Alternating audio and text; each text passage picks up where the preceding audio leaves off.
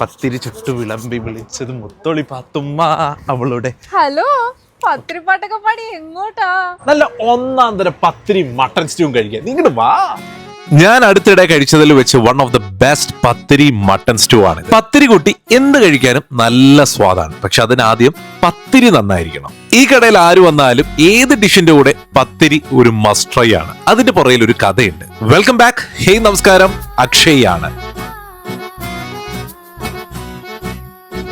97 മുതൽ യുഎയിലെ മലയാളികൾ ഏറ്റവും കൂടുതൽ കഴിച്ചിട്ടുള്ള പത്തിരിയാണ് എന്റെ ഇരിക്കുന്ന തമാമിന്റെ പത്തിരികൾ. പലപ്പോഴും പലയിടത്ത് നിന്ന് കഴിച്ചൊക്കെ കഴിഞ്ഞതിന് ശേഷം പത്തിരി അടിപൊളിയാണെന്ന് പറയുമ്പോഴും ഇത് ഏത് ബ്രാൻഡാണെന്ന് നമ്മൾ അറിഞ്ഞിട്ടുണ്ടാവില്ല.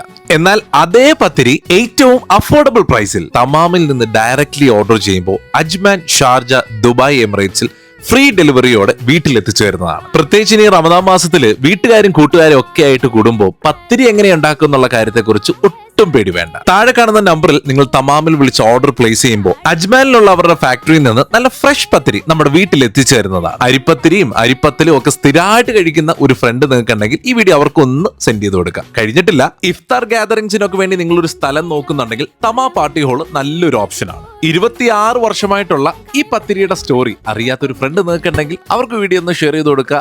Signing off, this is your Akshay Thaman.